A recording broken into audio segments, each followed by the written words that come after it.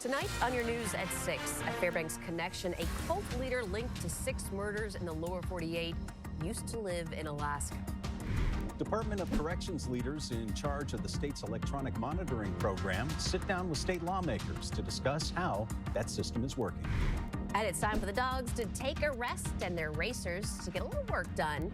It's Wrench Day on the Iron Dog. And after 6 straight days of warming, Anchorage dropped today in temperature. I'll let you know if that trend will continue into the weekend. You're watching Alaska's news source.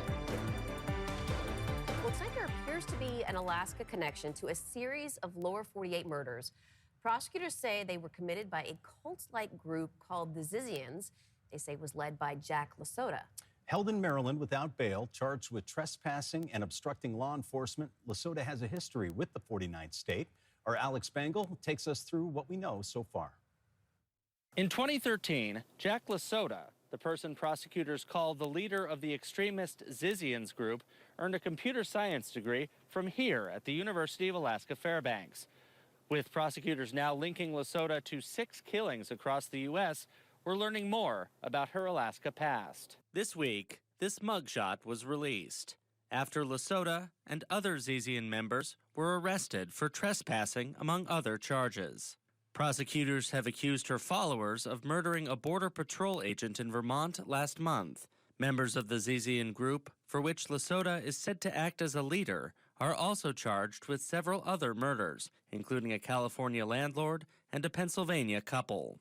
The Associated Press reports Lasota started that movement after graduating from UAF, moving to the San Francisco Bay Area, and blogging under the name Ziz about veganism and gender theory. This obituary appeared in Fairbanks in 2022 after the AP reports the Coast Guard responded to a report Lasota fell out of a boat in San Francisco Bay. A University of California professor currently writing a book on America's views on cults says it's too early to know the connection between Lasota and those prosecutors have accused of the murders. The internet is so diffuse that it's really hard to pinpoint both connections between people and the kind of causality that, especially in a legal case, you might want. Is these tenuous connections that are holding together a story of many people acting seemingly under the control or influence of an individual.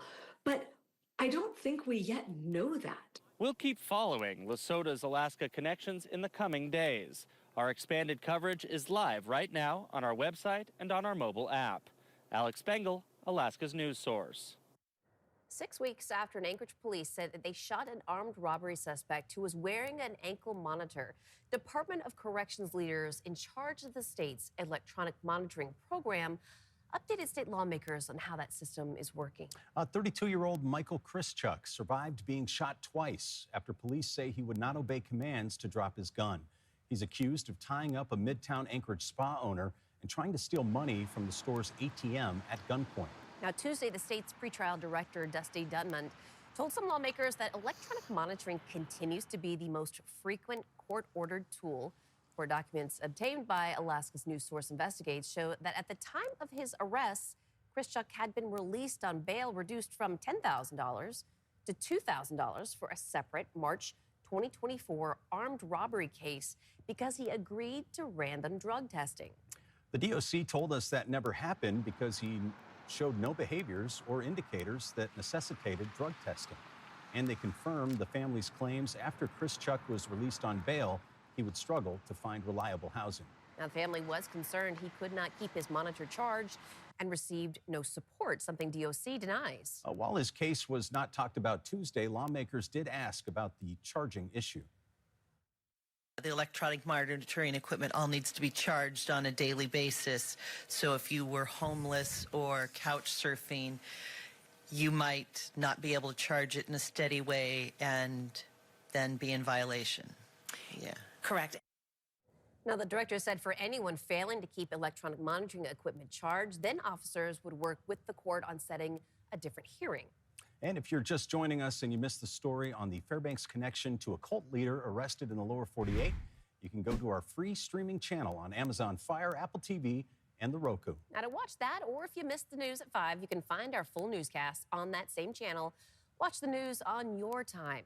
Download the Alaska's News Source channel on your favorite streaming platform.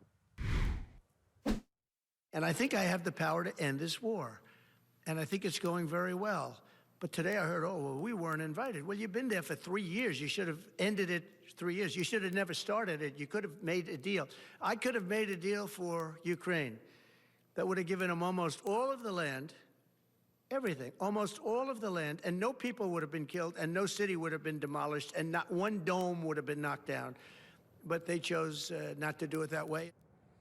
Yesterday, President Trump falsely accused Ukraine of starting the war with Russia. Ukraine's president pushed back today, saying Trump was living in a Russian-made disinformation space. Senator Murkowski was questioned today about the escalating tensions between the two leaders.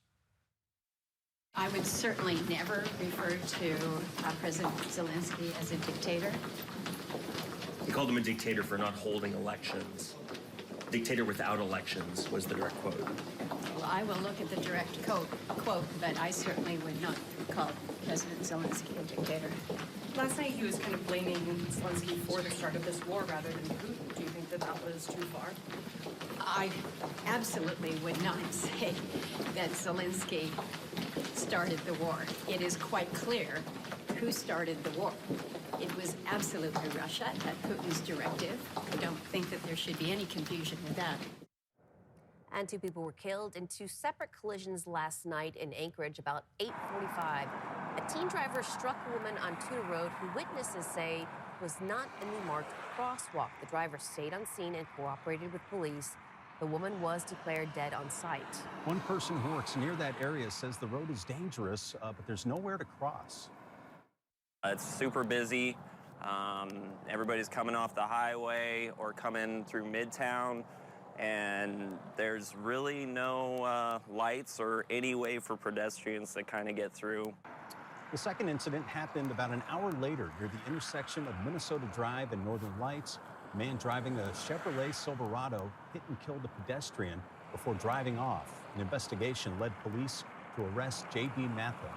Now, police say Matha appeared to be impaired and driving fast at the time of that wreck. He has been charged with second-degree murder, felony DUI, and leaving the scene of an accident, as well as weapon and drug charges.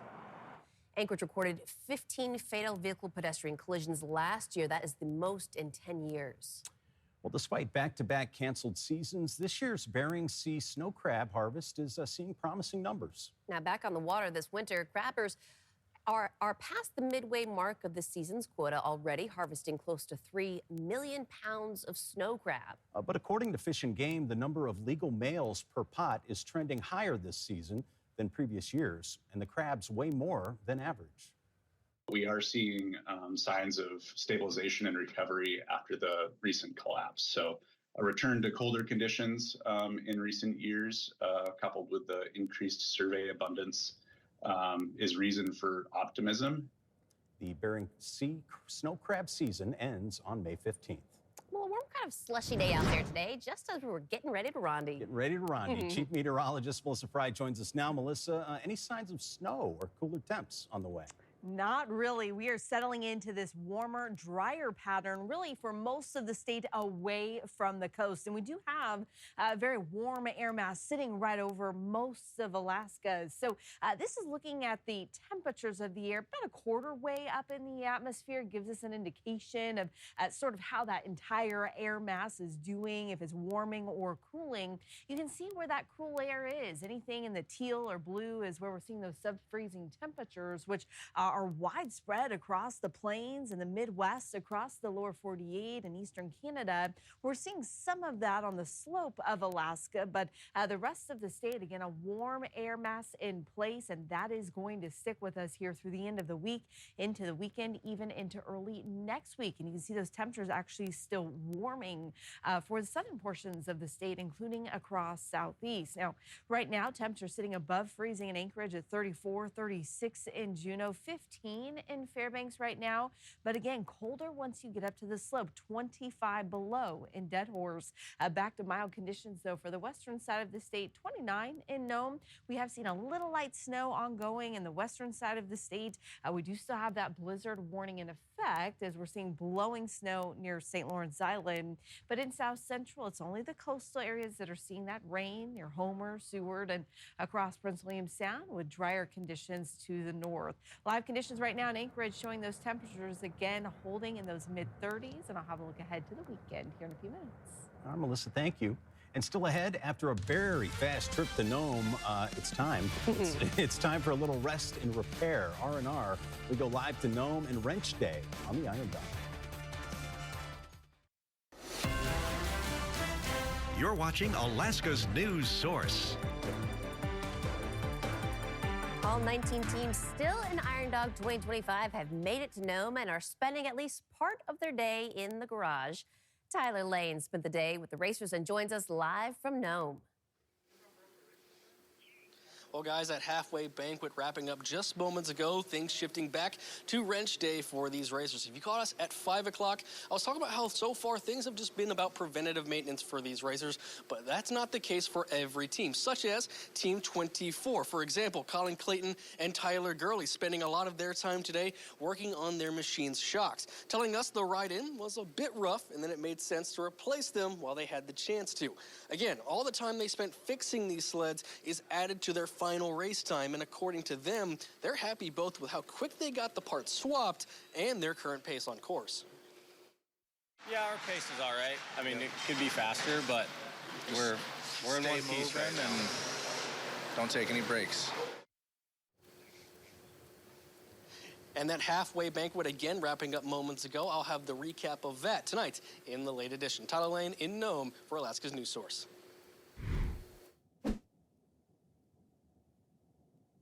Which, of course, and checking out the leaderboard, which, of course, is holding steady while the teams are in Nome. Team 20 of Bradley George and Robbie Shelley are in lead now with teams 6 and 14 sitting in third. Teams will be heading out tomorrow, heading toward the finish in Big Lake. Thanks for listening. Click subscribe so you can get the latest podcast from Alaska's News Source automatically. And stay up to date with breaking news and in-depth reporting available for free 24/7 with the Alaska's News Source app.